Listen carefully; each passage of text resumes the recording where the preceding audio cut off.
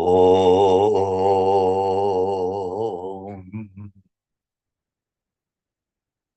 Om.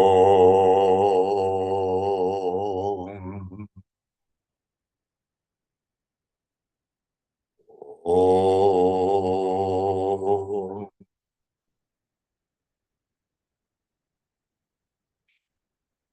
Gurur Brahma, Gurur Vishnu, Gurur Devo Maheshwaraha, Gurureva Param Brahma, Tasmai Shri Gurave Namaha. Chinmayam Vyapyat Sarvam Trilokyam Sacharacharam Tat Padam Darshitam Yena Tasmai Shri Gurave Namaha. Tvameva Mata Chapita Tvameva Tvameva Bandhuscha Sakha Tvameva Tvameva Vedya Dravinam Tvameva Tvameva Sarvam Mama Deva Deva Tvameva Sarvam Mama Deva Deva. Jai Guru. Yata Sarvani Bhutani Pratibhanti Stithani Cha Yatraivo Pashamam Yanti Tasmai Satyatmane Namaha. So where are we in our text? Chapter 12, number 5. Chapter 12, number 5. And will you refresh our memory? What's the title of this chapter? The story of Bali. Oh, yes. It's page 125. Thanks.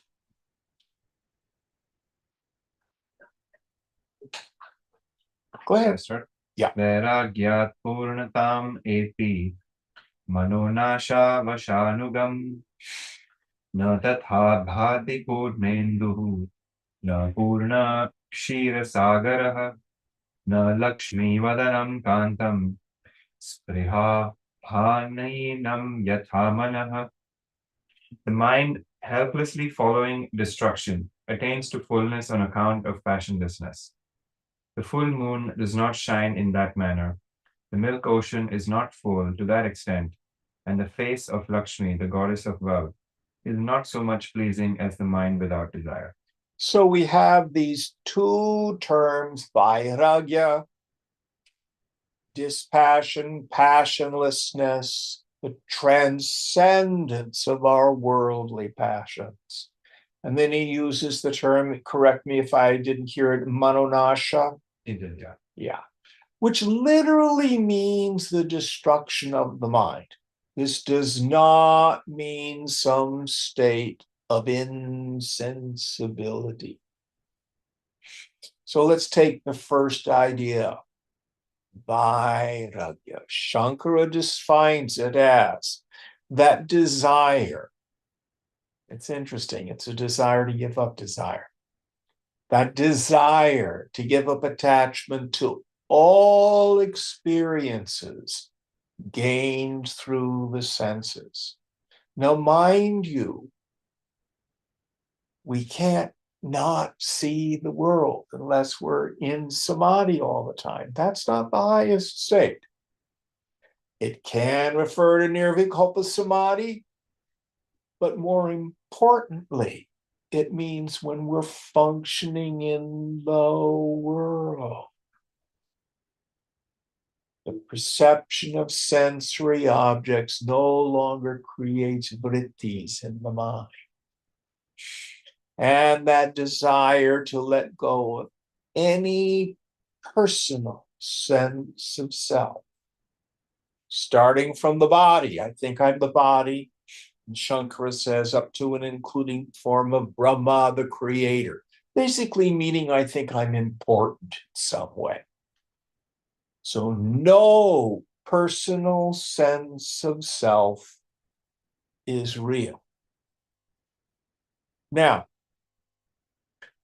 Manonasha, it's a term we get in many of the scriptures. I'm fond of the paradigm, the construct that Yoga Vasishtha uses. Yoga Vasishtha reduces the mind to only 3 ideas. Who can remember what they are? What's the first one? Who am I? Louder, can't hear you. I'm a person. Who am I? Jiva Bhavana. Yes, I think I'm a person. That feeling, Jiva Bhavana. Bhavana means a feeling or an attitude. I think I'm an individual. Usually I think I'm the body.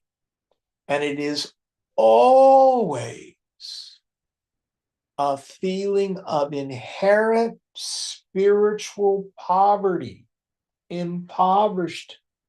I'm not enough, there's not enough. It's all wrapped up. It's a painful state.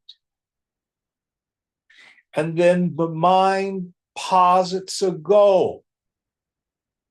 And that goal only takes 2 forms. Either I need to fix the world and I'll be okay. Better job, different lover, new house, move to New York, different politics, end wars here. Or I need to fix me if I were taller, if I were skinnier, if I were blonde, if I were smarter, if I had a better job, or if I were more lovable, if I weren't such a jerk. All these various ideas. And the third element, the scriptures call kartavya. Literally, it means obligatory action. But its deeper meaning is that struggle, that jonesing. I have to get from point A to point B. My happiness is not here now, it's there then. Someplace in the future. Yoga Vasishtha says that's all there really is to the mind. It has nothing to do with the flow of thought. In the end, that's not problematic. Let me give you an example. Can you see that this is a table? Yes? Yes. Is that causing you to suffer? Yes or no? No. But all of a sudden, if it's my table and you ruin it, then I'm upset. Minus and minus is where we start to have trouble. So that's the stuff that is in the mind. Now, again, when we have a verse like this, we always approach it from 2 ways. We can take it far more literally. When we've exhausted all the vasanas and the mind thunders to a stop in nirvikalpa samadhi. There's a significant space between the thought and the personal sense of self and the phenomenal world gone. It is like deep sleep, that there's no experience of ahankara, the ego, and no experience of the phenomenal world. Unlike deep sleep, you're fully conscious. Even the vritti of ignorance is gone. The mind returning from samadhi has this pratyabhijnana, This recognition. Oh, there's nobody there. Wonder of wonders. But that's not the highest stage. It reveals my essential nature, but then I have to understand this world.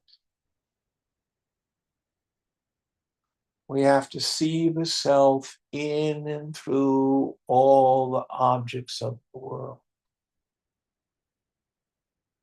How have they come about? By means of imagination. Brahma Satyam. Brahman alone is real. Jagat Mithya. Names and forms are fake news. They're illusions. They're lies. Don't get caught up in them. We have to keep dialing down our habituated reactivity to what we cognize. Then there's no inside, no outside. We're not dependent on being in samadhi.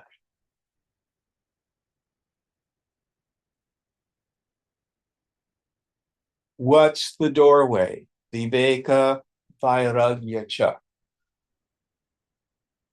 Discrimination between the real and the unreal, subject and all the objects, the self and the not self. Stay always in the attitude of the witness. In the end, I can't think a real thought. No thought is real. No personal sense of self is real. Let it go, let it go, let it go.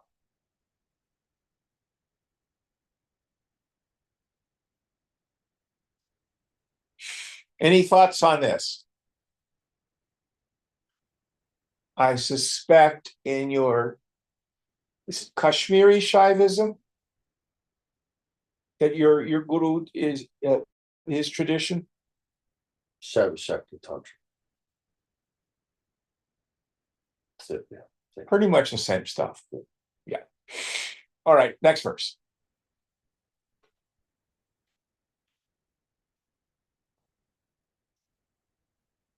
अथवा बलिवत् बुद्धि भेदेन ज्ञानमाप्यताम् पाताले दानवो राजा विरोचन सुतो बलिः दश कोटिस्तु वर्षाणाम् दैत्याराज्यं चकारः. Otherwise, like Bali, let knowledge be obtained through the disturbance of the intellect. In the netherworld, the demon king Bali, son of Virochana, indeed formed the kingdom of the demons for 100 million years. Yes. So one of the things I love about these stories in Yoga Vasishtha, we get the enlightenment of all these various characters. Notice Bali is not some virtuous saint living in a cave in the Himalayas. He's the king of the demons. So he's created this realm in the netherworld. Let's see what happens to it.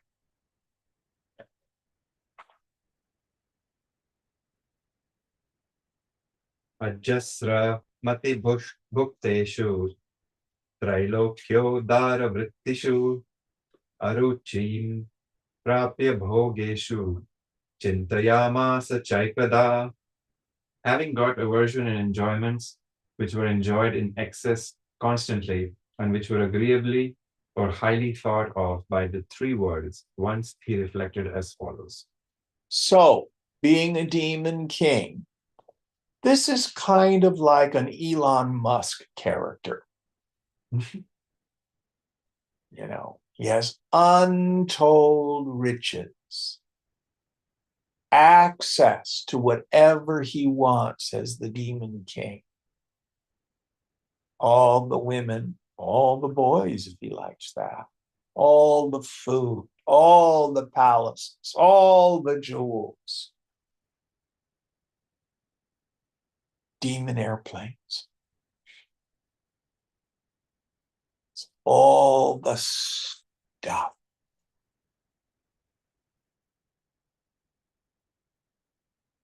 And what happens when we played with the stuff? Years and years and years, lifetime after lifetime after lifetime.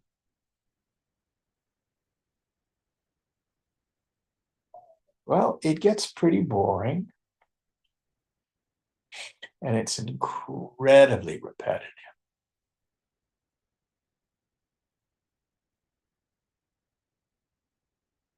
You go after such and such a toy, it's a little bit of juice. But then the high wears off so fast. Get a new car. A couple years later, it's the car. A nice car, but not the same charge as when you got the new one. New boyfriend. Shiny. And 6 months later, what a jerk. That's this world.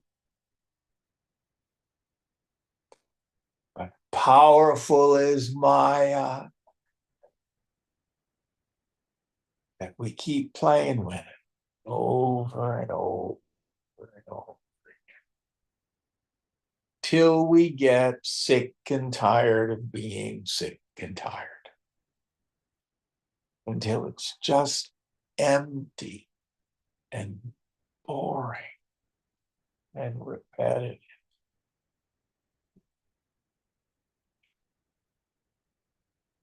Anybody had an experience like that in the world?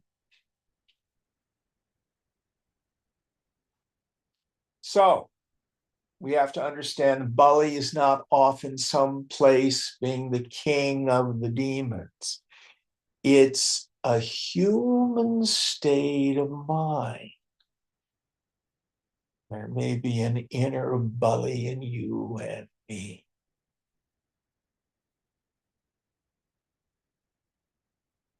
And I'm going to go after attention. That's going to be it. I'm going to go after the esteem of my posse, my gang. I want to be important in their eyes. It may be adored and worshipped by a significant other. It may be financial security. It may be power. It may just be a lot of stuff. All sorts of ways in which our inner Bali acts out. So after a while, if we're paying attention, we see how repetitive and boring it is. And so let's see what Bali does. Going on. किं वा भवति भुक्तेन न नमेदं सुखावहं पुनरालिङ्गयते कान्ता पुनरेव च भुज्यते पुनः पुनः इदं कुर्वन् प्राज्ञा कस्मात् न लज्जते कृतयाप्यज्ञया नित्यं क्रियया कृतकार्यया. What possibly happens by enjoyments? What is that is called pleasant? Again and again, a woman is embraced and enjoyed. Doing this repeatedly, why is a wise man not ashamed of this action which is continually performed, though it has done its work? So what's the purpose of sex? Oh, to make babies. Oh, is that really why we do it? I love what Swamiji used to say. You've heard me say this before. If sex were satisfying, we'd only do it once. So Bali's a horn dog. Not only that, not just one woman, but probably he's a demon king. He can do thousands. Young people are in what do they call them? Hookups, right? Is that what the young people call them? Yes? No? Yes. And the apps. Tinder and Grinder and what are some of the others? Bubble. Huh? Bubble.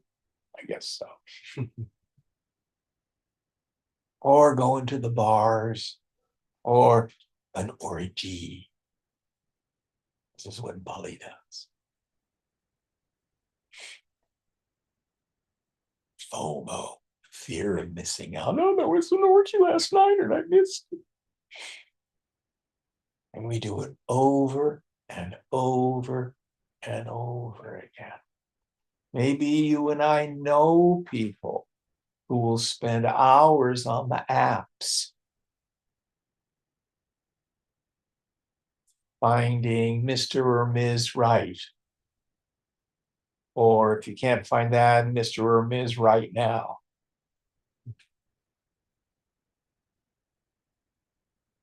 It's very timely. People haven't changed too much. So, Bali's tired of the hookups. Let's see what happens next.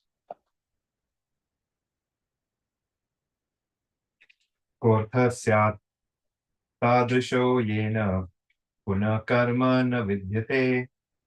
What purpose or affair could there be by which there is no bondage of action again? Yes. So here he's begun to penetrate into the addictive mechanism of the mind. When we indiscriminately revel with the objects of the senses, meaning we just go for it, and then listen very carefully, there is chintya. In Hindi, it means worry.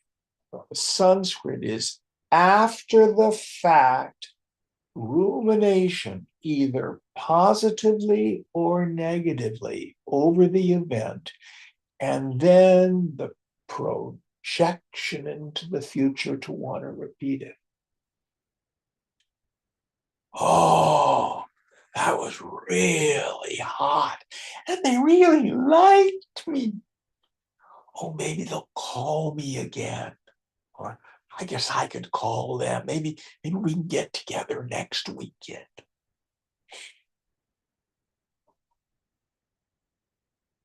Or whatever it is. I have a student and he's a day trader on the stock market. Any of you do any of that? It can be very addictive. Always online, looking for what goes up, what goes down, then he buys and sells, all this sort of stuff. Yeah, it's not like he needs the money. He just likes the game. Over and over and over again. But we get this hook, we get this adrenaline rush, we get this dopamine rush, and it makes us want to repeat it. Keeps the world going. But the yogi begins to see that pleasure in the world and suffering in the world are the same thing. Because pleasure in the world always ends up in loss, suffering, longing. The more I want it, the further away it is from me, the more painful it is. And the more I think about it, I really want it, I really want it, I really want it. The more painful it becomes. Because of the rumination on it that digs these grooves in the mind. That's the samsara. That's the human condition. Any thoughts on this? This is why renunciation out of a moral position is rarely effective, out of willpower. It has to be done out of deep insight. That doesn't mean we need to be kicked into the teeth by the world. You know, you're at a party and someone says, I've got some heroin. You want to do a little heroin? You can just smoke it. And you go, no, I don't think I want to do that. You can have the insight. You don't have to go through the suffering itself. So, as Shankara says, Shama, that peaceful state of mind when it rests in steady contemplation of the goal after having muhu, again and again detached itself from the chaos of the sense objects by a steady observation of their defects. It isn't that gambling is wrong. Men are pigs. Money is evil. No, we don't mean that. You think through the process. And you see, no, I don't want to go down that road because it's going to end up in attachment and suffering.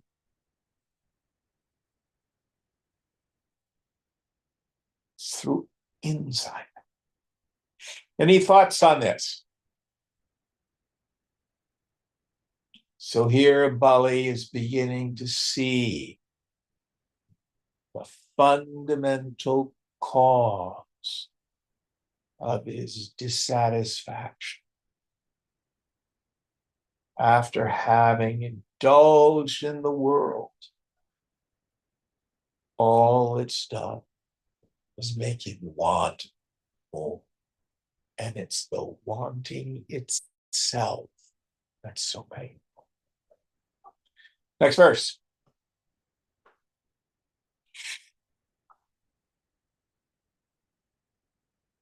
Section 2, Pitra Upadeshaha, the instruction by the father. Asmritam yatpura prishto mayatato virochanaha. That which my father Virochana was asked formerly has been remembered by me. Now we had that former asking, we don't get in the story. That was part of the abridgment. Going on. Pita sakura dukkhanam sukhanam chapi sarvashah yatra sarve brahma shanta kosau sinanta ucchatam. Father, tell me, what is that boundary line or the utmost limit of all pains and also pleasures on all sides, where all delusions or confusions are alleviated or extinguished? So what is the ultimate essence of suffering? And what is the ultimate essence of happiness? Where not only am I at peace, but I have no doubts.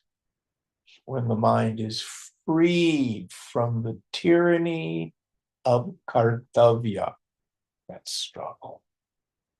Let's see what Virochana says.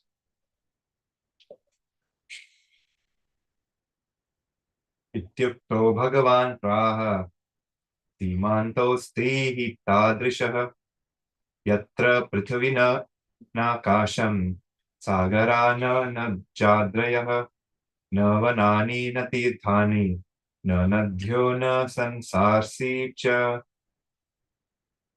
Sumahan Eka Evasti Tatra Raja Mahadhyutihi. Thus addressed, the revered one said, indeed, there is such a boundary or limit where there is no earth no sky, no oceans, no mountains, no forests, no holy places, no rivers, and no lakes. There is only one king there, of great strength or eminence and great splendor or dignity. So, in the language of metaphor, he's talking about the self. So the Master Jesus framed the same thing. My kingdom is not of this world.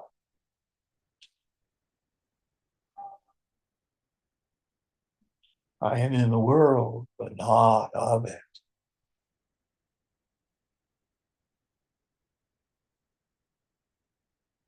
So where is a place where the mind can abide, can reside, can be absorbed,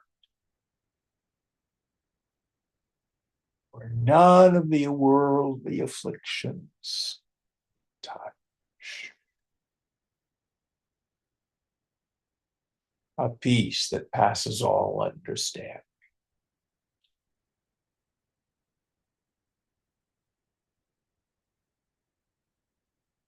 And who or what is the ruler of it? Good question. Let's see what happens next.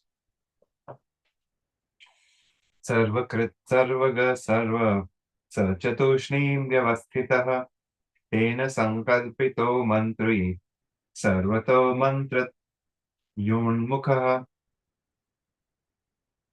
aghatam ghatayat yashu ghatam vighatayat yatpi bhoktum kinchit na shaknoti na cha janati kinchana. All doing, all pervading, and the all. He is settled silently, as provided by him, his minister, intent on advising all around, brings about quickly what has not happened and removes what has occurred. He is not able to enjoy anything, nor does he know anything. So the king is the self, and the minister is the mind. Meaning the self does nothing. Yet all activity takes place because of the self. So Gita uses this term asparsha yoga. Asparsha means untouched. Yoga means joy. Swamiji called it the touch of the untouched. So everything in the phenomenal world, things and beings, have their existence, their life, semblance, because of this Brahman contact. It's the life principle in everything. Yet, that Brahman is never touched. Just like every image in a mirror owes its very existence to the mirror itself. It has no existence apart from the mirror. You can't pull the reflection out of the mirror. Yet the mirror undergoes no change.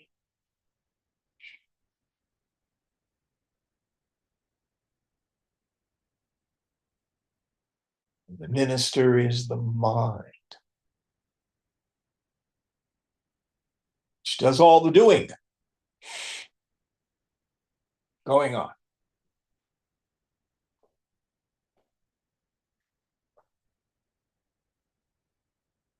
Rajartham kevalam sarvam karot yagnyopi sanya Raja kevalam ekante swastha evavatishthati. He does everything only for the sake of the king always. Though remaining ignorant, the king remains alone in a lonely place, quite at ease. Yes.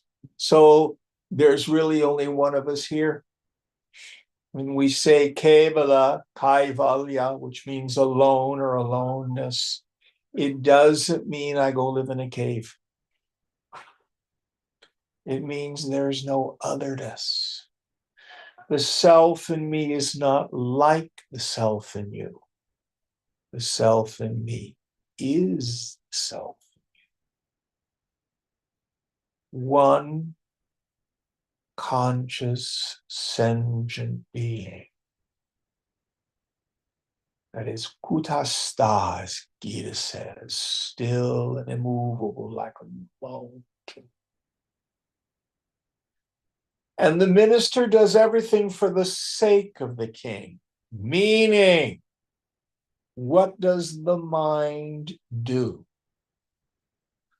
From the moment you get up in the morning to the moment your head hits the pillow, the mind is really only engaged in one activity, seeking the good and avoiding misery. Look to your own life. Can you find any other motivation? Even if you're self-sacrificing, you go off to war, die, it's for the good of the country which you've placed above your own. It's still for your idea of the good. Now, the great cosmic joke is only the self is good. The sense objects, they're not bad. They're just shunyata, void. I attribute joy-giving qualities to them. And then when desire and object of desire become one for a moment, the mind is freed from that vikshepa shakti, that projecting, that longing, that spriha. And the mind momentarily comes home. I get that Brahmananda rasa swad, that taste of the juice of the bliss of the soul. But in my foolishness, I think the people, places, things, and conditions did it. You may think you want a significant other. You really want the Lord. You may think you want financial security. You really want the Lord. You may think you want to be important among your fellows. You really want the Lord. We do everything for the sake of the self. We just don't know it.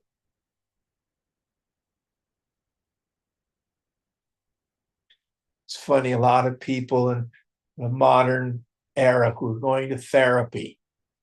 Oh, my therapist is teaching me to love myself. It doesn't mean a bubble bath. Oh, that you would really love yourself.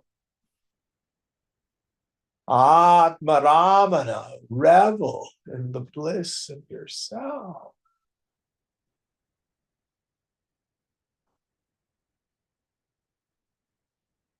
Don't be dependent on a mediated experience. It's so clumsy, it's so little.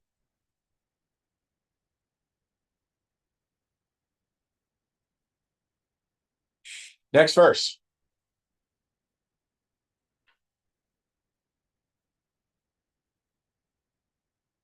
स तत्र बलवान् मन्त्री देवासुरगणैः सुतः न लक्ष्य गुणितैर्वापि सर्वैः आक्रम्यते मनः. Son, there that minister possessed of strength is not conquered or overcome even a little by all the troops of demigods and demons collected by 100,000s. So the mind is all powerful. Anybody who's tried to meditate with the goal, I want to stop the flow of thoughts.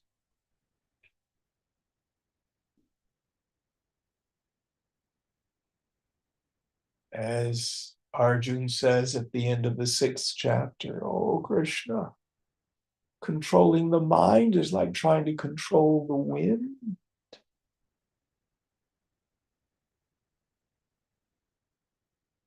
Cannot be conquered through willpower. Can't be conquered by mortification of the flesh. Let's see if Virochana gives him some real techniques for yoga rudha, attaining to yoga. Next verse.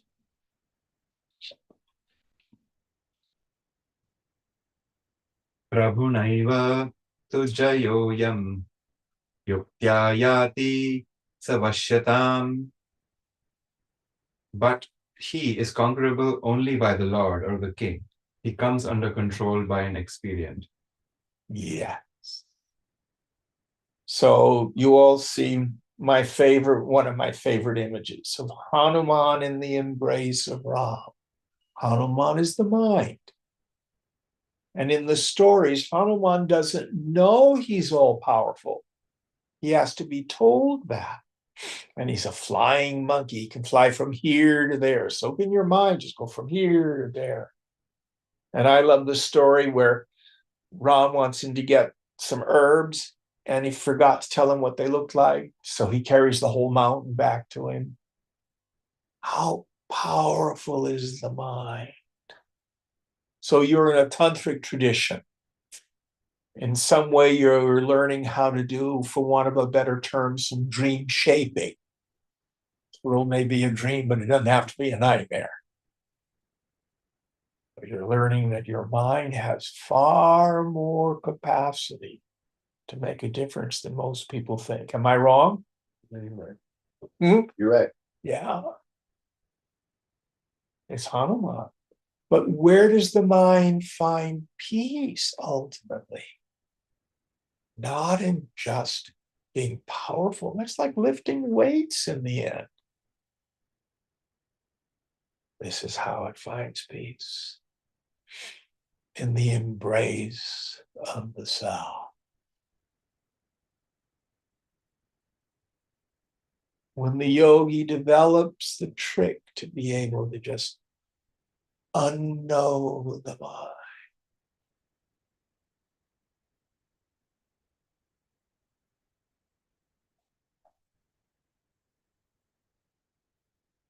Let the mind abide absorbed in its source.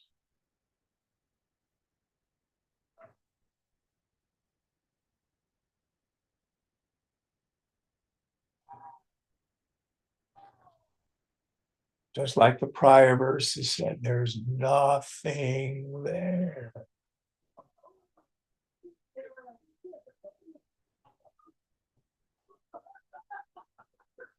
Paramashanti, supreme peace. And notice in the image, Ram is very neutral. It's the self doesn't feel this, that, or the other thing. But Hanuman is so satisfied.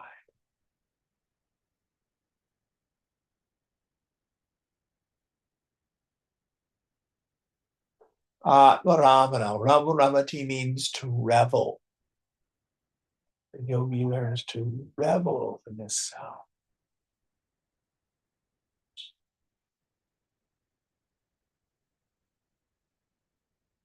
Going on.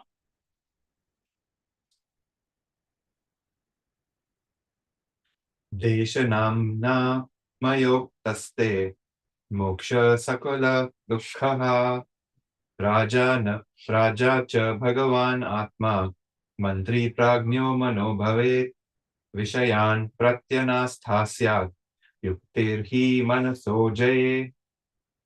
Liberation, the destroyer of all pain or sorrow. has been declared to you by the name country or region by me. The king is the divine self. The wise minister is the mind. The means for the conquest of the mind would be indifference towards objects of the senses. There it is. So it's a rephrasing of that wonderful verse from Gita, second chapter, number 55, my favorite. When a person casts off all the desires of the mind, O Partha, and is satisfied in the self, by the self, then they are said to be a person of steady wisdom.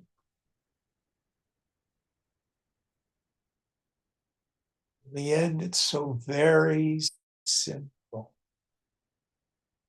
Not easy. Simple. Yeah, but how do I get there, Jim? How do I get there? Intense vairagya. That's always what it boils down to. Indifference to the things of the world, gross and subtle. Then what do? You do your niyatam karmas. You take care of business. You do what's in front of you.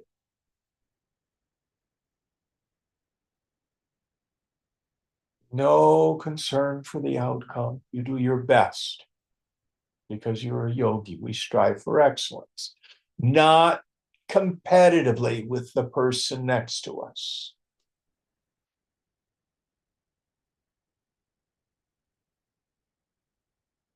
The results up to the Lord. All right, next one.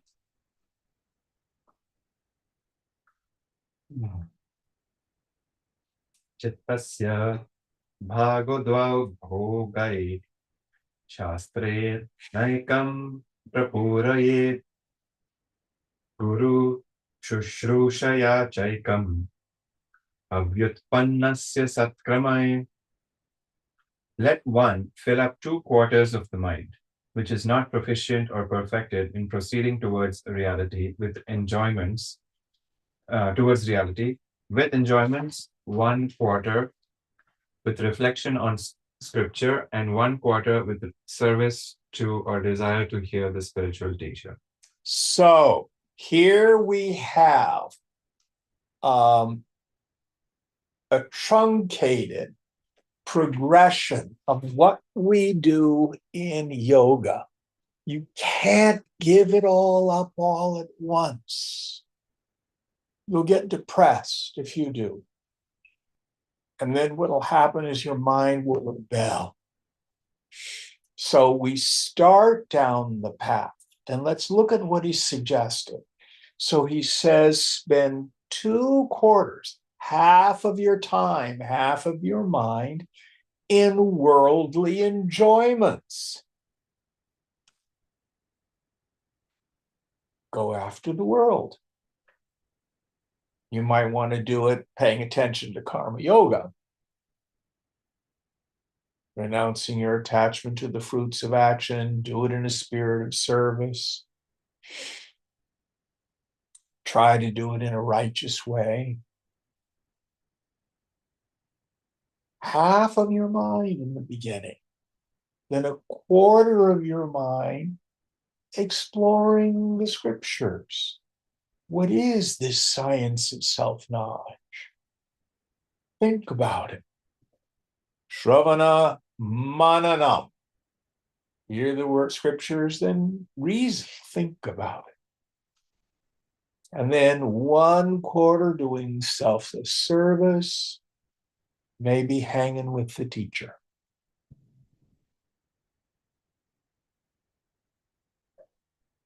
Any thoughts on this? Yeah, can I say something? Please. I remember I did this text with you in 2019, and I always remembered this verse because at the time I used it to justify worldly behavior. And it ended up being a mess with the sadhana. So Yeah. I wonder if that's the point of the verse. Not necessarily, but I doubt if you did only half of it. He didn't say 9/10 of your time in worldly enjoyment and 1/10 of your mind discussing Vedanta while you're drunk, or whatever you did. I wasn't there. But do you understand what I mean? Mhm. And by worldly enjoyments, we mean in a reasonable way. If you want to get a good job, that's fine.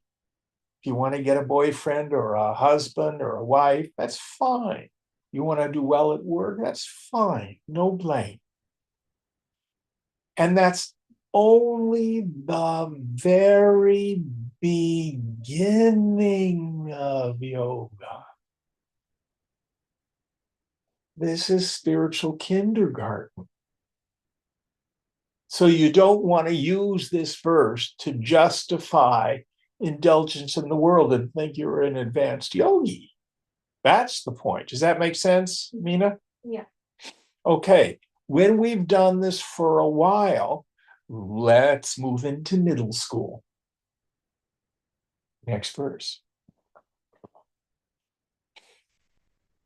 किञ्चित् व्युत्पत्तिं युक्तस्य भागं भोगै प्रपूरयेत् गुरु शुश्रूषया भागौ भागं शास्त्रार्थचिन्तया. Let him fill 1/4 of the mind, which is endowed with a little proficiency in proceeding towards reality, with enjoyments. 2/4 with service to or desire to hear the spiritual teacher, and 1/4 with reflection on the meaning of the scriptures. Yes. So we dial it back. We only spend 1/4 of the mind, 1/4 of our time engaged in worldly pursuits. Then we spend half of our time studying the scripture, serving the guru, in satsang. And then 1/4 of our time in nididhyasana, in deep meditation, endeavoring to see whether or not this teaching is true. My own direct experience. This takes us through middle school and high school. Let's see if you're a spiritual college student. What happens next?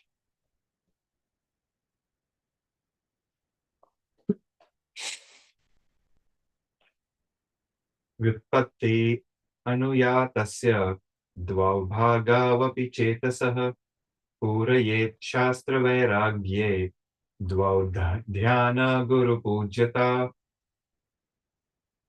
Let him fill up even 2/4 of the mind, which has gone after proficiency in the path to reality by reflection on scriptures and passionlessness, and the other 2/4 with meditation and worship of the guru or spiritual teacher. So now we're getting serious. The world we've pretty much left behind at this point, Mina. Half of my time is done in scripture study, satsang, reasoning out the reality of the scripture, asking questions of the guru, and then half my time in meditation. And then at this point, the Shisha learns this trick. This is the real meaning of surrender. It doesn't mean the guru's going to tell you to get this job or marry this person or clean those toilets, etc. It means when I'm with the guru, I can tune my mind, go where they go. And you've heard me say this so many times. After a while, I knew what Swamiji was going to say before he said it. It was just going on up there. The words were no longer important. But he was so empty. That's my computer talking. And I would just tune in to that thundering sigh.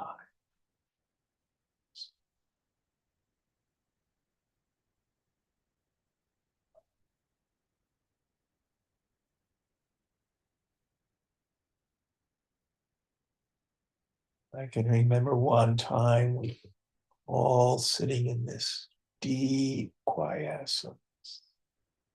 This woman comes in. Swamiji, we need to have a talk. Swamiji looked at her and said, what is there to talk about? Talking is stupid.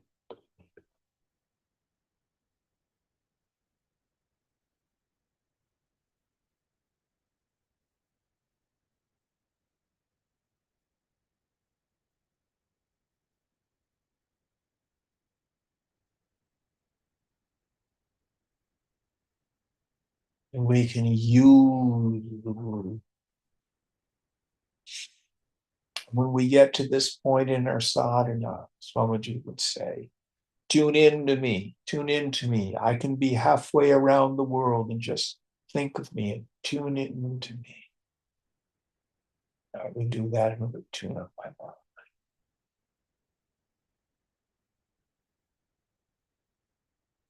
And eventually I realized, oh, it's a trick. That thunderous silence is my own swarup.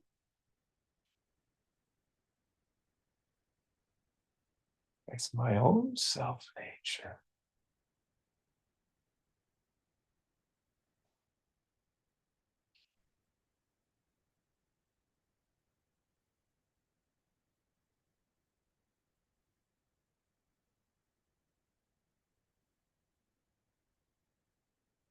You know, what about going to work or my marriage or stuff like that? If you're a householder and you're working, you do that stuff. But it's something so little down in the corner of your life. It's not where your attention is. Now, frequently, when a yogi reaches this particular level of their sadhana, the decks of life will clear. And you'll find that you will have the time to spend half your time and attention in scriptural study, hanging with the teacher, deep meditation, cultivating your own samadhi.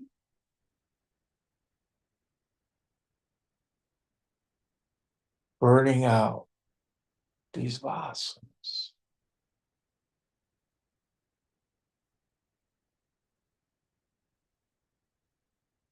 So after we've done this for some time, let's see what the graduate work is.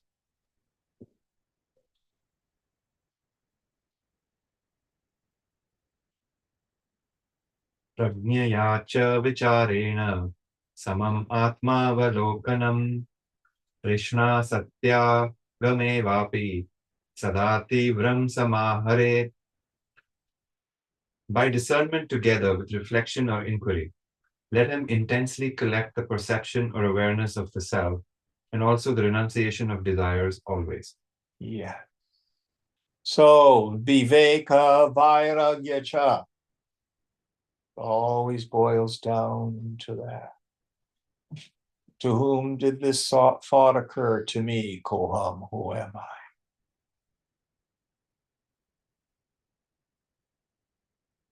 And as attachment and aversion arise, Jao, get out. Let it go. Drop it. So the mind becomes completely still and poised.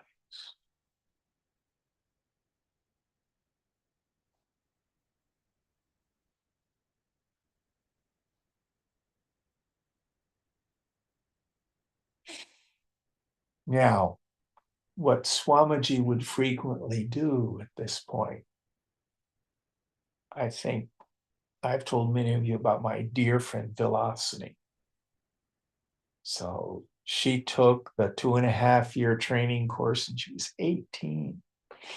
And after she finished, she's a great yogi. Swamiji took her on as his personal assistant and secretary. She didn't have to pay for any of this. She traveled with him all over the world.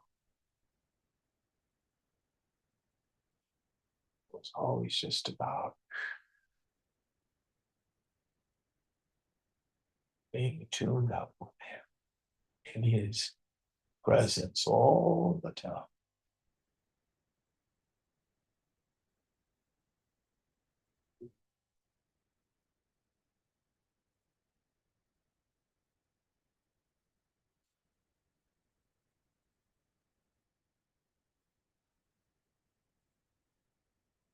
This is the graduate work.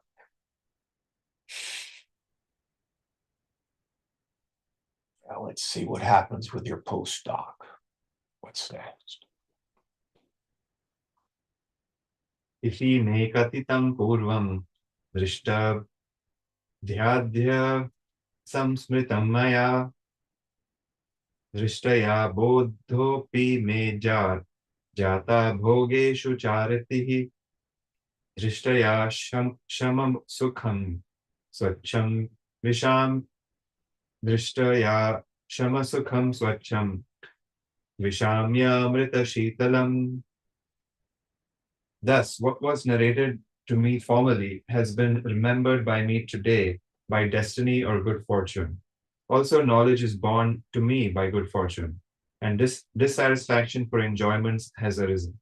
By good fortune, I enter into or come into the possession of the pure joy of tranquility, cool like nectar. Yes, Shitala is the word he uses, which means coolness. The mind no longer burns. So at the end of Vivekachudamani, when the Shishya attains liberation, he says, by the grace of some guru, not my guru. I always loved that line. So, for example, when he was Balan Menon, as a teenager, he decided he was going to go see Ramana Maharshi. It's a wonderful story. He arrives there and he gets off the train and goes into the satsang hall. Bhagawan, have you been to Arunachala? You've been to Ramana Maharshi's ashram? Yes, no? No, okay. Well, there's a couch. He used to just be in samadhi, just lying down. So that's what he was doing with his eyes closed, deep in samadhi. All these people in the satsang hall. There's no place to sit in the back. So Balin goes up towards the front, sits right in the front. So place he could sit. Bhagawan opens his eyes, looks right into his eyes.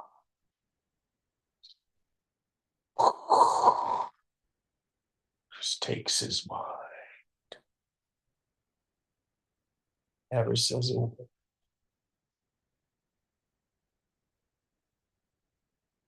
After some time, just closes his eyes.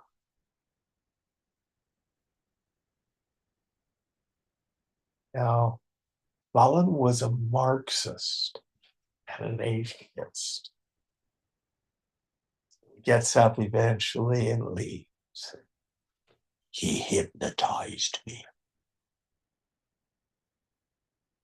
So it was more than a decade later, just about a decade, I think, that he goes up to the Himalayas, meets Swami Shivananda, Swami Tapovanam. But what was the cause of it all? Was it his time with Shivananda and Tapovanam? Or was it the Shaktipat that he got from Bhagawan? Who's to say? Who's to say?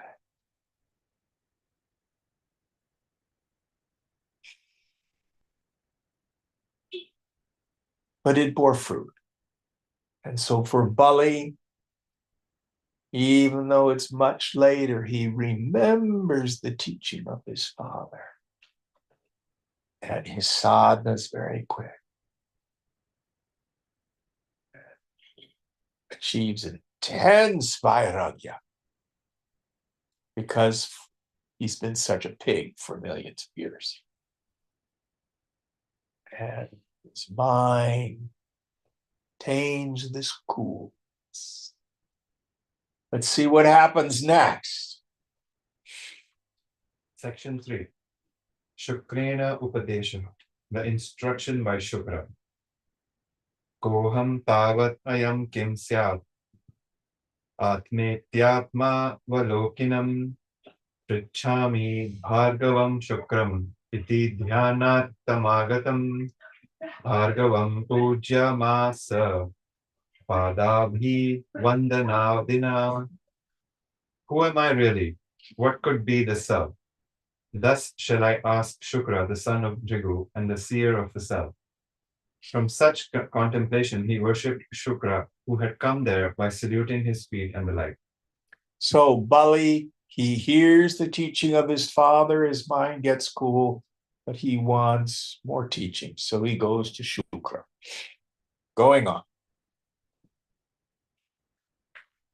Tatra samadzinam guru prapacha daityarat guru koham kimeti va loka iti vada prabho. Then the king of the demons, Bali, asked the preceptor Shukra, who was sitting there, Teacher, who am I, and what are these worlds? Lord, tell me this. So we get again the reiteration of the questions that run through this text. Who am I? What are these worlds, or what is this world? How has it come about? So let's see how Shukra answers. Shukra uvacha bahu natra kimutkena saram sankshepata shrinu chitvam chidahamete cha loka chiditi sangraha. What is the use of telling what is the use of telling much in this matter?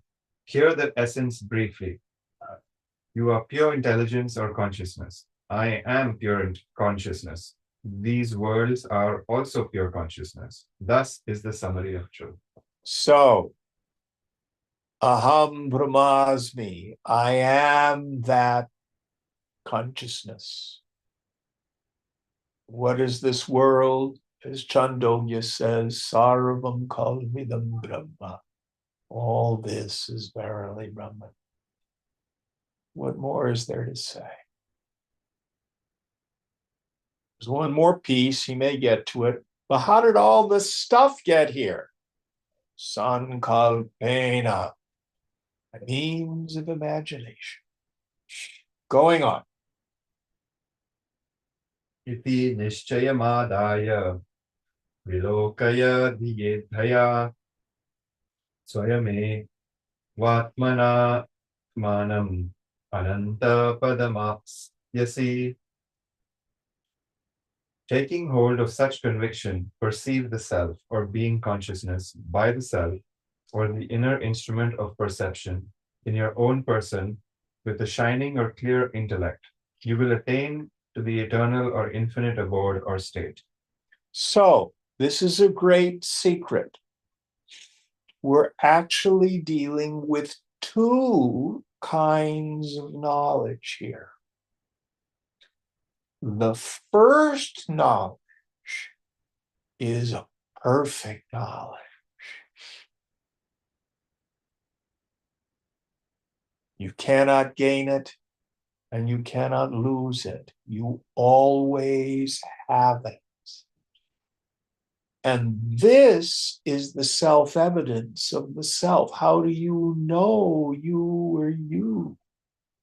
You do not see, hear, taste, touch, or smell, emote, or think yourself. How do you know you are you? I don't know. I just do. That's right. The self is Swayambhu, self-evident. Swayam Jyoti, self-luminous, self-effulgent. But the great cosmic joke is everybody already has it. That's not where the problem is.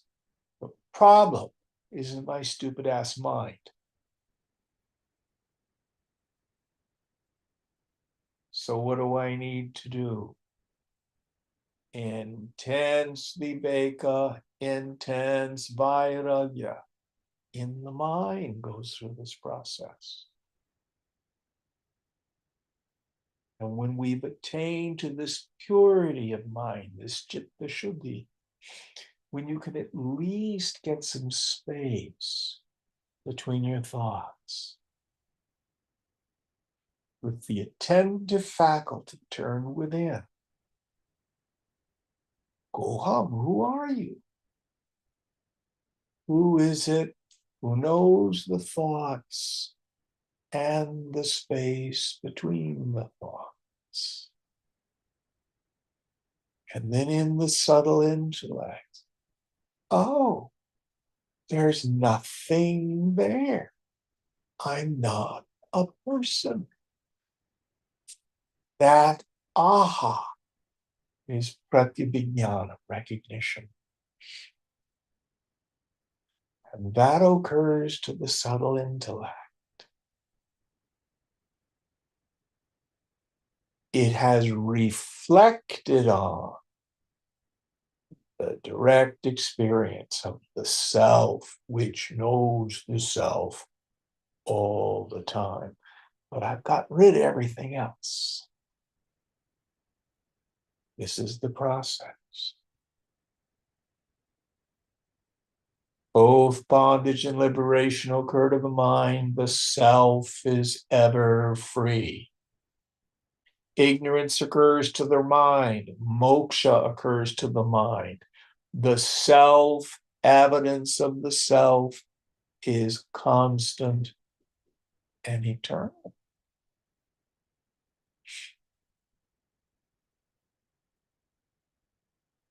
All right, we need to stop here. Om Purnamada Purnamidam Purnat Purnamudachyate Purnasya Purnamadaya Purnameva Vasishyate. Om Shanti Shanti Shanti. Hari Om Sri Guru Bhyo Namaha. Hari Om. Om.